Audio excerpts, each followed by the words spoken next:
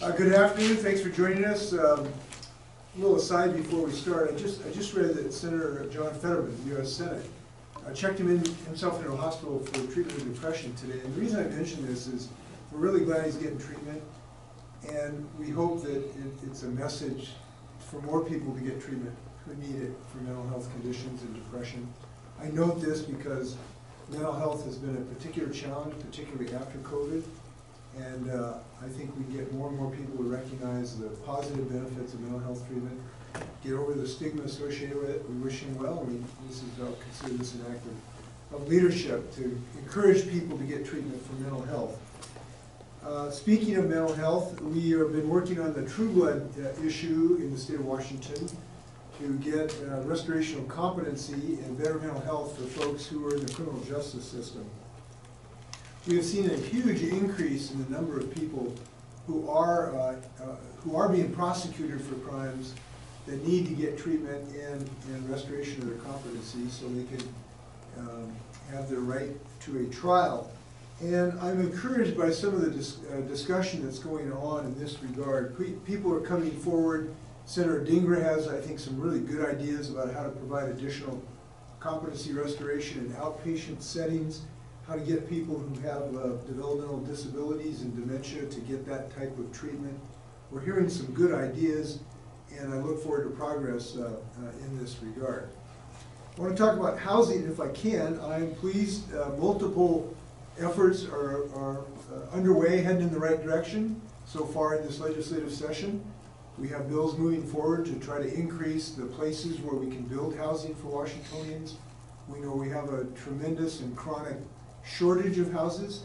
We need places to build that housing for people. And right now we have good discussions underway to increase the places we can build housing by changing some of our onerous restrictions, government regulations, and zoning that today is preventing us from building the housing we need. I think people know this. We've had 1 million people move into our state. We've only built 350,000 units, and we're going to have a homelessness crisis unless we build more housing. And we cannot build more housing unless we have more space to build those sometimes more dense community in light of our zoning rules. So I think good progress is being made, and people are listening to one another, and I think there's a good prospect for real progress in this session. But we also have to finance this housing, and we know that the private market cannot totally finance low-income housing, and we need to provide for people who are today homeless. We have probably 25,000 people who are homeless in the state of Washington, and for them to get housing, we need a substantial investment to build that housing and provide the supportive services for those who need it. We're seeing progress on that effort. As you know, I proposed a way to finance that by using bonding authority of the state of Washington. This is getting a good look, and I'm pleased about where we are in the discussions about that provision. But the one thing I've tried to encourage the legislators is failure is not an option here. We simply have to step up and build more housing. And we can't do it on little tiny baby steps. This is something we need to do at scale. We've put additional funds in the last several years. Those funds are working. We are moving people into all kinds of different housing. We are getting people off of their chemical addictions. We are getting their mental health treatment, but we're not doing at scale enough of it. So I am encouraging legislators to go big, not just to go big to go home. We need people to say we need to go big so that people can go home. And I'm asking and have expectations the legislatures will take big steps this session. So I'm pleased about how that's going. I want to address something that's come up during the discussion of this proposal, a couple things. I've heard some folks, not legislators, but other folks, say, well, no, it's not a housing issue, it's a chemical addiction issue. And I want to address that because this is not an either-or issue. It is an and issue. It is a chemical addiction issue which bedevils a significant percentage of our homeless folks. But it is also a housing issue because we need these people to get into treatment to break these chronic addictions. And to do that, having a roof over their head so that they can be secure and have a secure environment so people aren't stealing stuff from them and they're not having to live under a tarp so that they can actually get that treatment that is necessary. It is chemical addiction treatment to get off people of these horrendous drugs and giving them a safe, secure place to be while we're going through that process. Same thing with mental health. It is not just a mental health challenge for many people who are homeless. It is a mental health challenge and a housing challenge. Because to get people mental health treatment, it sure helps a lot better if you have a home to live in that is secure and safe. And when I go to these tiny home villages and other low-income housing, I hear this time and time again. I'm getting off of this addiction because I finally have a place to be secure so I can focus on ending this addiction. So I think many times in our public discussions, we think it's either or. This is and. We have to do all of these things to make this work. You've heard me talk about this guy I met down in Vancouver at a tiny home village. Showed me his little tiny home. It's by 8 by 10. He said, this isn't exactly a palace, but I had a horrible chemical addiction problem, and this little 8 by 10 pallet saved my life because it allowed me to really focus on my addiction. He's now getting medically assisted treatment and not using those pernicious drugs. So we need to do it all. We have proposals to do it all, and we have proposals to do it at the scale where we actually move the needle to reduce this chronic homelessness in our community. So we're making good progress on this discussion. Thanks Senator Elias and Representative Fye. I signed my first bill this morning. Felt great to be back in business, and it was a good bill. It's so technical, I won't even bother telling you what it is, but it was a wonderful bill. I'm glad to have signed it. I want to thank Representative Gregerson, who's working on expanding assistance to food banks. We have about, our food banks are now down to about 20 or 30% of their normal stock because of the expansion of need for nutrition in our state. And we need to get people who are going to these food banks have something there when they arrive. I think this is a good proposal. I want to thank Trudy, who testified about it yesterday. I'm glad that she is pitching in. Quick recap on a trip to Washington, D.C. Very productive meetings. We were briefed on the balloon phenomenon. We got good briefings about that. And I was most happy because I had an opportunity to talk to the leadership from the new Chief of Staff, Jeff Zeitz, to the Clean Energy Director, John Podesta, and had really good discussions about them, about how to maximize the job creation around clean energy in the state of Washington. We have a couple of issues that the federal government can really help us on, and I'm glad we have great partners there. Had a good discussion with the President, with the group of governors, on a bipartisan basis. He helped people really increase confidence in what we're doing. It was a very productive trip. We're also very happy about the first tranche of the Working Family Tax Credit. We've already had 65,000 Washingtonians avail themselves of this tax reduction. This is a tax reduction. We have reduced taxes, potentially for 400,000 households. But we're off to a great start. Very pleased that we've already got 65,000 people who are availing themselves of this tax break. That's $1,200 is going to help people through difficult times. We're happy that we're making progress on that. So, in sum, early in the session, all systems go, and I look forward to your questions. Hi, I'm Alexandria Osborne with WNPA. I was wondering, with the first deadline coming up Friday, how do you think the legislature has done with this, with this coming up with the first deadline? Well, I feel very positive about it. Almost all of the bills that I proposed are still alive and kicking, so that's good. So virtually all of the ideas that I'm proposing, the things I just talked about, are really on track for major progress. So I feel very positive about the session right now. And there is a really positive kind of vibe around the session this year. Legislators are getting along well. When you talk to legislators, they tell me there seems to be better bipartisan communication going on, which is really a positive thing. And all our efforts are still very vibrant and moving forward. So I'm really happy about it. Governor, Yeah. Governor, this morning the pursuit bill passed out of the House committee with some changes, focusing on reasonable suspicion on people who may have committed violent crimes. Are you following this issues about the police pursuit bait and the non-hearings not being heard in the Senate, and where do you stand on that? So I am, and I've expressed myself repeatedly on this, I am quite willing to accept some changes in those rules to open up in certain circumstances where officers can have flexibility to do pursuits. I think that is the right approach. We've learned some things since the bill originally passed, so I'm open to those ideas. But obviously I can't sign a bill that doesn't get to my desk. So I hope legislators will continue to discuss that. I hope some bill can get to my desk. Governor, let me check with you on firearms proposals. It looks like the prohibition on semi-automatic rifles is out of committee and in rules committee, and I think you've got two other priorities: manufacturing liability, Yep. permit to purchase. Haven't gotten out of their second committees yet, but are still going for the moment. How do you feel on those, and do you think any of those are going to reach full votes in the House or Senate? Well, I hope all three do. I think all three of them are common sense measures. The relatively newer idea is the idea that people ought to have safety training and then get a permit to get a gun. And I'm actually spending a lot of time sharing the evidence about that it's a very effective provision.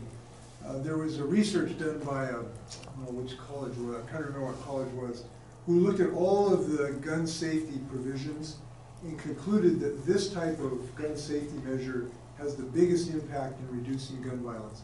It is the best thing that we have to reduce violence when it comes to gun safety.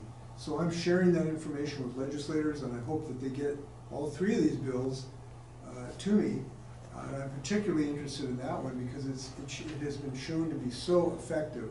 Who can argue against having some modest degree of safety training before you get a gun? I don't know how you make an argument against that. Everybody can get one who's otherwise eligible, but you got to show some degree of safety training. And this has been shown in Connecticut and other states to be effective to reduce this carnage of gun violence. We know how terrible this is. Hardly a day goes by where you're not reporting some horrendous violence of totally innocent people who are enjoying the day and never get to go home again. And this is now epidemic in our society. And all three of these measures have some means to actually do something about it. Governor, could you give us some insight into your decision-making around maintaining state vaccine mandate for state workers, especially now that Seattle and King County have looked at their... Well, yes, we're looking at the science on this, and we're looking at the disease. This is a disease that remains a dangerous disease. 41 Washingtonians lost their life to this disease, and I think there's sort of a, because it's reduced in its frequency, people have forgotten that it can be a very dangerous disease. So 41 people didn't get to enjoy next week in the state of Washington because of this disease. And we have reached an agreement with our state employees that we would have this measure, and I believe it is justified by the effectiveness of the vaccine.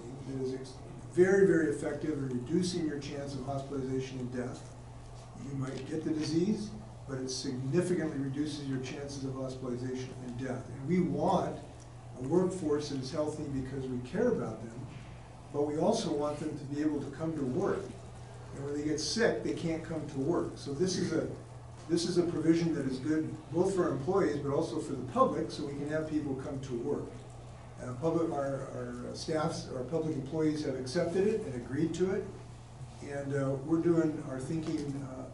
We don't listen to other people how they drive. We're driving the state of Washington to health, and we're saving lives, and I think that's what we ought to do. Governor, a number of school districts across the state are looking at closing schools, laying off teachers, increasing class size, all because of a decline in enrollment and the federal funding that came with COVID drying up. Can the state step in? Is there emergency funding? Can we do something to increase enrollment? What do you say to parents who don't want to have to think about a teacher or a school in their community? What I'd say is I hope legislators follow my budget. I am proposing an additional $3 billion, an additional $3 billion for schools above what would otherwise be available to them. And that would be available with great flexibility to the states for a whole host of issues. Additional mentoring, teacher compensation, We want to increase the help for special education students. I'm proposing that that lid be lifted.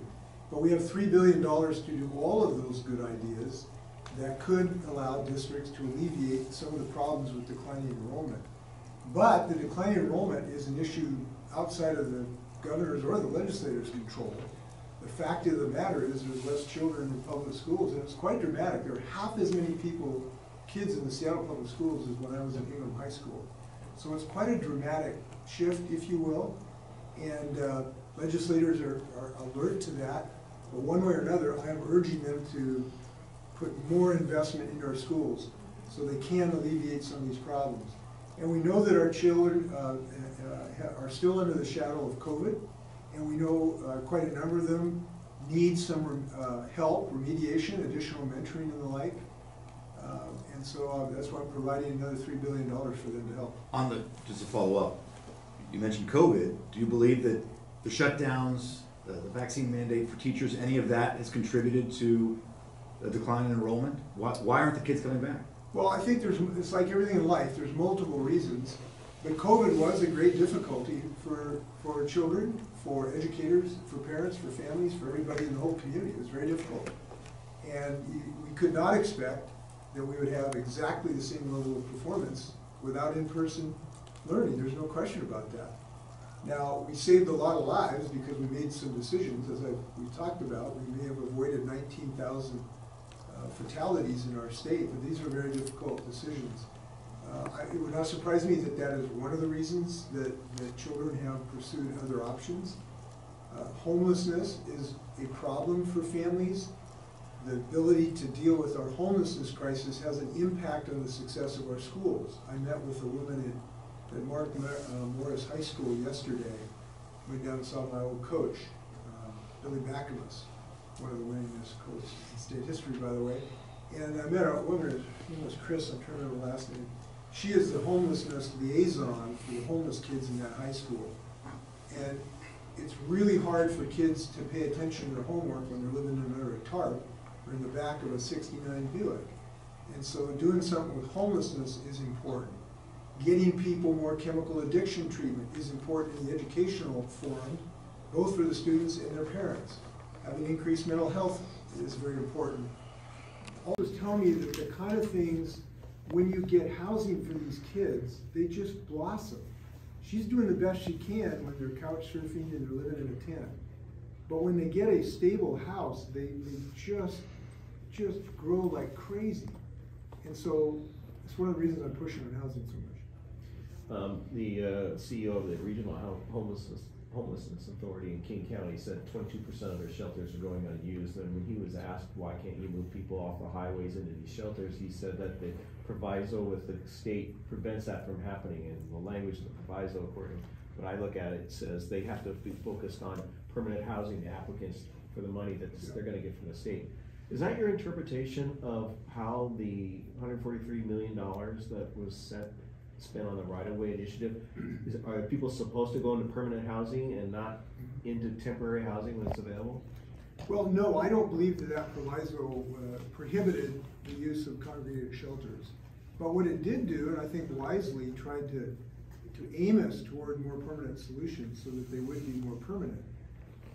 Clearly, having a private, secure place for people is more successful than what's called a congregate shelter, where people go to a warehouse and they're in a cot and they're with 100 people with no privacy whatsoever. And the reason it's more successful is, one, more people will go there. You know, we can clear an encampment, but we're not putting them in prison.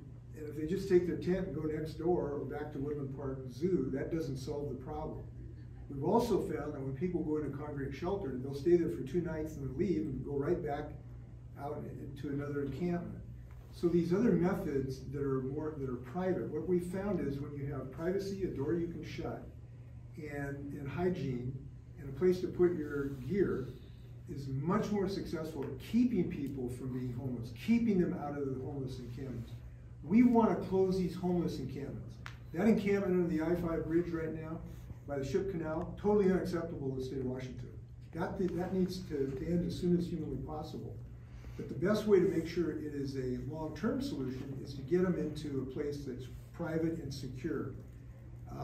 Congregate shelter possible under that proviso. They're not eliminated by that proviso, but we try to aim high up to the tree as high as we can. And we're, by the way, working, because I think your channel has covered this issue, we're working in the short term while we close this camp, because that's the goal. We want to close this camp. But while we're doing that, we're trying to get additional police force to give people more security.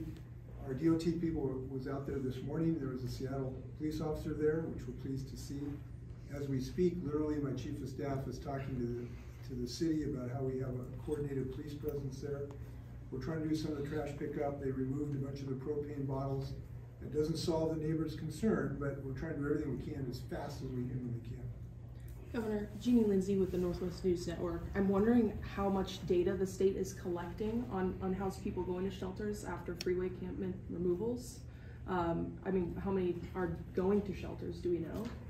So there is what I would say incomplete data. There is not a centralized database. That should come online, I'm told, in the third quarter of this year, to have a computerized electronic database so that we can really get real-time data about this. Right now it's more based on, as I understand, phone calls and emails, and it's partial data, if you will. What we found, though, is the kind of central tenets of what we're doing. We are closing encampments. I want to repeat this, because this is not reported as often as it should be. We are closing encampments. We are in the process of closing 16 on the I-5 corridor. We've totally closed 7. We've moved several hundred people. Camp Hope has been reduced by about 80% in Spokane. These encampments are being closed because we insist on doing that, and we're making sure that those are permanent solutions by getting people into some type of shelter. It might be tiny home where you can lock the door. It might be a converted motel like the Catalyst Center in Spokane. But that's what really gets these encampments to be closed permanently, and that's what we're really after here. So I can report to you, it is clear to me, we are having success on that, but we need to do it more, we need to do it faster, and we need to have more resources to do that with. I think that's one of the things maybe folks maybe don't realize. It costs money. You got to pay people to go out and do this work, and so it costs money to do this. Not only to buy a motel to put people in, but actually have the staff to coordinate that activity. And by the way, and I'm going to come back to this because again, this comes back. We were at this tiny home village in Longview, did for yesterday. Beautiful setting. They're made in Everett by a lot of people who are former convicts. Actually, are now doing great work, and they're building these tiny homes. They really look nice, fresh, clean. You talk to I met a woman there who'd been unemployed for 5 years, and she came in and within a couple months had a job at Arby's. She's getting back on her feet, she and her husband. So it's a really impressive location. And outside the gate, people were protesting this tiny home village, which I don't quite understand why you would be against getting people off of drugs and getting a mental health treatment and getting them a job. I don't know who could be against that. But what they were chanting was, housing's not a problem. Mental health is the problem. And again, this comes back to this, it's not either or, it's both. So in these facilities, when we open them, we commonly have mental health professionals to help people right on site. That's what's effective. They don't have to drive 10 miles, it's right there. So they can deal with their mental health problem. They have chemical addiction treatment, either on site or in the Catalyst building. There's 3 chemical addiction people to help right on site. And so we're trying to deal with the underlying problems so they don't go back out into an encampment. And you close one encampment, they just go to another one. So that's kind of what we're after. By the way, you haven't asked me about the Blake decision, but I should give you some update on that as well. I do believe the legislature is going to succeed sending me a bill that will not decriminalize drugs. What it will do is it will focus on getting people into treatment, but maintain the ability to give them an incentive to go into treatment. Because if we have a few people who will not go into treatment, we need some incentive, which might be a gross misdemeanor. We'll see what the legislature produces, an incentive for them to go into treatment. We need them to go into treatment. We need them to break this addiction. It's good for them, it saves their lives, and it's good for our communities. So I feel I feel quite confident we're gonna get a good bill so we can do all of these things. We have time for one more question. I have Yeah. a question about putting abortion as a constitutional amendment. Earlier in the session, it didn't really seem like it had enough support. Has that changed? Do you feel? Not to my knowledge, but it should change, because we're continuing to see the assault on women's right of choice. The most latest is the Republicans want to outlaw medicine that has been used for years in the state of Washington for a woman to exercise her right of choice. They want to take that away. They're trying to get a judge to overrule the ability to use these medicines that have been used safely now for years. So that onslaught against a woman's right of choice is continuing, and I think it's most unfortunate. That's why I believe we should have a constitutional amendment. With that, nice to see you. Thanks for not asking me any balloon questions today. I appreciate it. Take care.